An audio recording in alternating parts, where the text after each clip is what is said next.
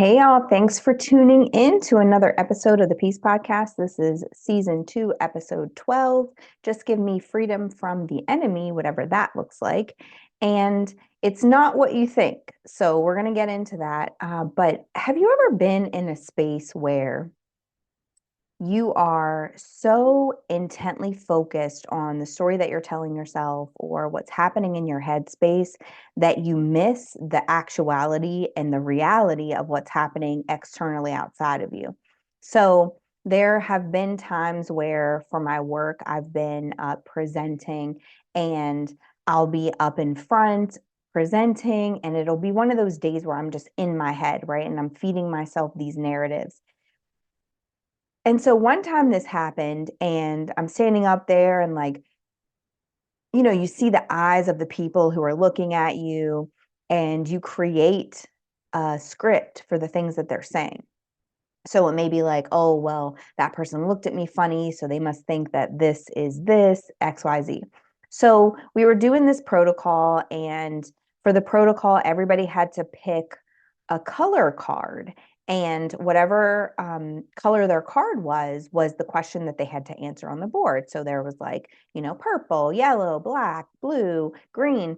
And so when I was giving the directions for this protocol, I misspoke in the directions. And so I said, once you get into your groups, everybody's going to select a card and then you'll direct your attention to the screen. If you're the purple person, you're going to do this. If you're the red person, you're going to do this. And then I got to the color black and I was like, if you're the black person, you're going to do this. And immediately I felt it inside of my being. Like, I am the least racist person there is. I'm very culturally responsive, conscious, and it felt like, oh my gosh, like I can't believe I just said that. And we're taught in our facilitation moves that if you do something like that, where you make a misstep, you just pause, rephrase, and frame it again. And because when I caught it, I created this narrative of judgment that was coming from the people in the room that they had never even said. um I started, like, I was frantic, and I started like, oh my gosh, I can't believe I said that, and they're going to think this, and they're going to do this, and like the rest of the presentation was just, to me, not a good one. So when I get back to my seat, I'm like, I have to send an email out to the people in this room because I feel like so bad about that misstep. And I sent the email, and the responses I got back were, I didn't even notice, or I knew what you meant and I knew that you misspoke, or it wasn't even that big of a deal. Like, why are you beating yourself up about it? And I thought afterward, I spent literal days in this space of judgment of myself, creating a narrative that didn't even exist for people who didn't even notice that I made the misstep in the first place. And so it made me think, don't we do that so often? Like, we think that we're protecting ourselves from the external enemies, people who are going to lead us in the wrong direction, the devil trying to tempt us, etc. But oftentimes the greatest enemy that we're experiencing is ourselves. It's the conversations that we're having with ourselves, about ourselves, to ourselves. And so I know that that happens so often, where we're in a space where something happens or something is going on in our lives, and we're beating ourselves up about it. We're using blame and shame and guilt and all of these things to say you should know better and you should do better, and you're not going to receive the blessings because of this, and like, just so many negative conversations that we would, by the way, never have with anyone else. We would never have those conversations with our friends. We would never have those conversations with people that we don't even, we just consider acquaintances that we don't even really know that well. But we have those conversations with ourselves, and they're not really conversations. They're berating and belittling ourselves. And when you do that to yourself, how are you to walk in a world with confidence and tenacity and strength if you're beating yourself up so much that you don't even have those things to walk into the world? And so I started to think, like, oftentimes when we want to blame our current situation on people, we blame it on external people. but we forget to take accountability and assess the conversations that we're having inside of ourselves. And so, what happens when you are your own worst critic? The verbal and psychological abuse that you experience comes from your internal dialogue. And you have this war inside of you that's so large that you can't even fight the things that you need to fight externally. And the main thing that happens is you become exhausted. Like it's exhausting to have those constant conversations ruminating in your brain for you to be the enemy in yourself, right? For you to be the person who speaks to you the harshestly, for you, harshest. I think it's harshest. The English teacher in me hates when I make those kind of mistakes. And therefore, look, don't even give yourself grace when you make a mistake in verbiage, right? When we become the biggest critic that we know, right? We can't go into the world and really fight against or strive to stand up for ourselves if the space that we're walking into the world has us so exhausted from having those conversations with ourselves. And if we're being honest, a lot of the conversations that we feel like we need to have with other people, those people have forgotten the thing and it didn't even hurt their feelings or even cause a reaction in them. It's very similar to the facilitation mistake that I made, right? They weren't even thinking about it. But here I am, like, I have to send an email. I'm like, I feel horrible. And no one was even giving it a second thought. So, how do we change our critic into a place of compassion? And I think this becomes hard for people like me who are very self-aware and do a lot of like self-assessment because it can vary. There's a thin line between critic and self-assessment. There's a thin line between critic and self-evaluation and that internal consciousness.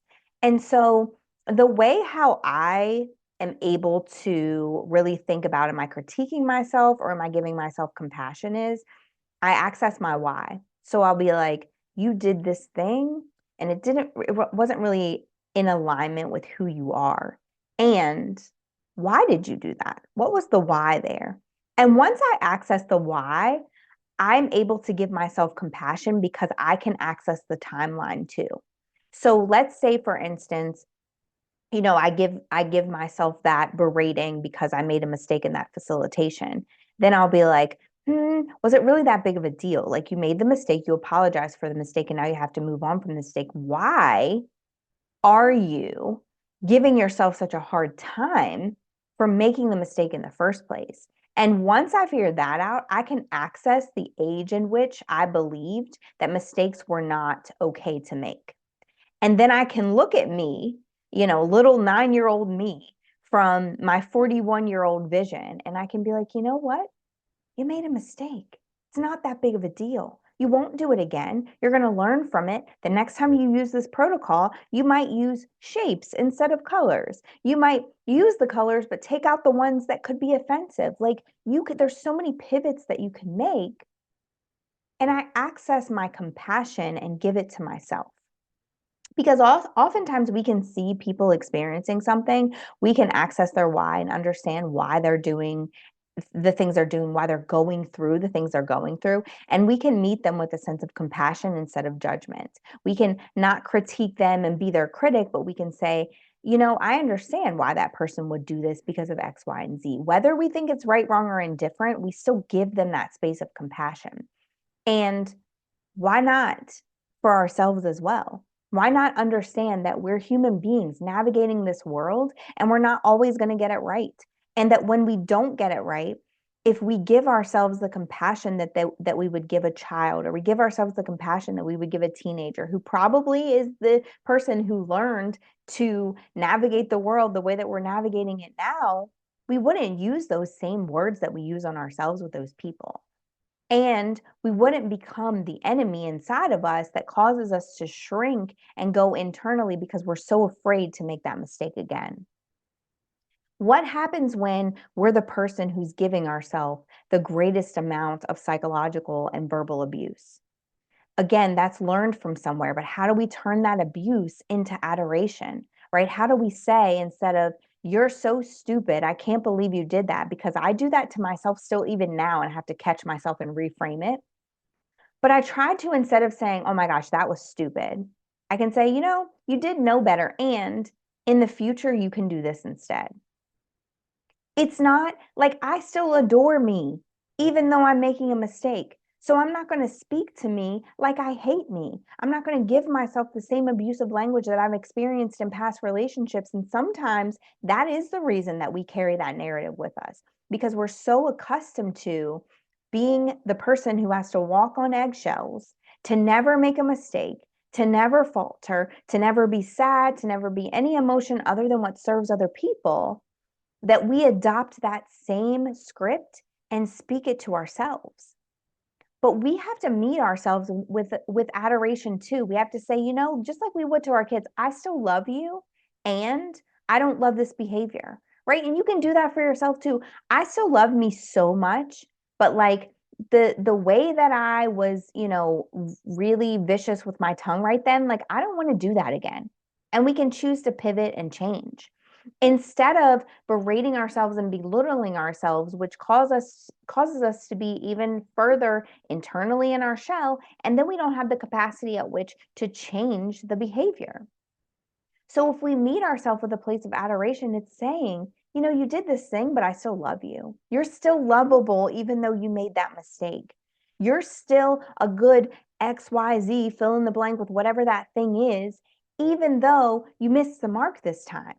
But if you meet yourself with that abusive language, then you'll be in a perpetual cycle of trying to never make a mistake. And that's just not sustainable, because we all do. But we don't have to meet ourselves with a sharp tongue or vicious words or negative energy. We can just say, hey, you did this. We're not going to do that again. And how do we course correct so that that doesn't happen? And these may seem so simple, but when we navigate our everyday life, if we don't have a plan for how to meet ourselves and correct our course when we're critiquing ourselves and abusing ourselves, we'll continue to do it because it's so innately in us and it's so natural. It's so natural to blame and shame ourselves every time a little misstep happens, that if we don't have an alternative, we'll do it. So like, that's why with the critic one, I asked myself, but why? But why did you do that? And let's meet her, that person that learned to be this way and do this thing. Let's meet her and have a conversation with her in a place of compassion. If I don't have an alternative for the abuse, and the abusive language, I just catch it. Like I hear it, I listen for it, and I catch it, and I go, yet. Like if I say you're stupid, I immediately catch it and I go, you haven't learned how to do this yet. Or, I can't believe you just did that. You made a mistake, and it's okay to make a mistake. Instead of, I can't believe you did that, and constantly putting this weight of perfection on your shoulders, because it's unattainable, it's not sustainable, and no one's ever going to be able to be perfect.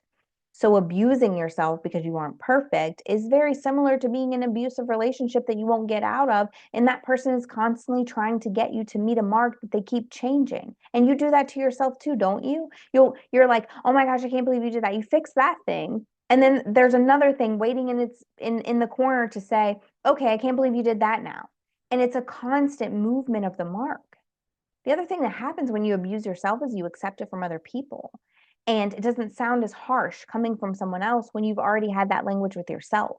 You don't even recognize adoration from other people because you don't give it to yourself. And so if we really sit with that and we say, you know what? I don't have to speak to myself this way. There's a better way. What's the plan of action for when that happens? And we learn how to speak to ourselves in a different way when we're using those abusive words, then it becomes less on our ends, and we recognize it more when it's coming from other people, so we can shut that down too. And the last part is, when you're fighting internally, when you have that war inside of you, when you're constantly backing and forthing with yourself about how awful of a person you are and how many mistakes you make and how you never meet the mark and how you'll never measure up, There is no freedom inside of that. And if you've ever been in a space where you've been held captive, like you can't fully be yourself, you're criticized for everything you do, everything's a fight, even from the clothes you wear to the food you cook for dinner, you know that space of captivity. And when you're in that space, you start to just concede. I'm no longer going to fight. I'm just going to concede. I'm just going to people please. I'm just going to fawn because it's easier. But when that internal fight is with yourself, no one wins. You can't fawn to you. It's just exhausting because it constantly goes back and forth and no one's raising a white flag. And then you start to miss the red flags that are outside of you because you're so intently focused on fighting internally with yourself. That is not freedom. You have to give yourself the space to live, be, and breathe, to take up space and to draw breath and to be okay in that space. Whether you make a mistake or whether you achieve some great accomplishment, you have to give yourself the freedom and not constantly fight yourself. So it looks like this. I achieved that accomplishment. I'm going to rest in that. Instead of, I achieved that accomplishment. Now, what am I going to do next? Because I need to do more. Instead of, I cleaned my whole house today, but this thing is still messy. So now I'm going to deep clean and wipe the baseboards and all of these things. I need to do more and be more and continue to move the mark to become more. That's a fight inside of you because you want to rest. And even God rested. But you can't force yourself to rest because you're so intently focused on the fight that's inside of you. But freedom exists in, you know what? I did enough today. And now I'm going to go sit down because I deserve to rest. And not only do I deserve to rest, but in order to be the best version of me, I have to first eliminate the exhaustion because I can't show up fully if I'm exhausted. So I deserve to rest, and then my rest is going to produce more results as opposed to, well, I've produced enough, so now I deserve to rest. That is freedom. It's living inside of a space where you can continuously be who you are, do what's in alignment with you, and be in spaces that are for you and feel fully and completely yourself. If you are consistently fighting with yourself, you're probably hearing the words from your past fight with the words from where your future wants to be, and those two things don't align. The only way you're going to get your present to figure out which is to stop fighting yourself and rest in yourself and look for freedom as opposed to constantly battling yourself to get to this unspoken space of perfection, which doesn't exist in the first place. So today, I just encourage you, sit with yourself. Think about how you critique yourself and what you plan on doing if that happens again. What's your plan of action when you start to critique yourself? Think about how you use abusive language with yourself. And I promise you, when you start taking that out of your vocabulary with yourself, it stops coming out when you're talking to your kids and other people too. Think about how you're going to correct that. What are you going to say to yourself to course correct the abusive language that you give to yourself? And think about how you're going to stop that internal battle so that you can live in a space of freedom. Because everyone deserves adoration, everyone deserves compassion, everyone deserves freedom, and it's time that you start giving it to yourself. Thank you guys again for tuning in. Remember, the Peace Podcast comes out every Monday on all podcast platforms. Remember, you can also watch the video on YouTube. Follow me on all social media sites. Continue to tune into this channel. And the greatest thing that you can do in those spaces is to leave a review and share. Because when you share the information and when you leave a review, the information gets to more people. And my hope is that in sharing my stories and my experience, that you too are able to gain some freedom from the bondage that you're living in, and that you can share that freedom with other people. Because the greatest gift that we can give ourselves is to continuously be free from the spaces of bondage that we're in. And the greatest gift that we can give other people is to do that same thing for them. So thank you for tuning in, and I'll see you again next week.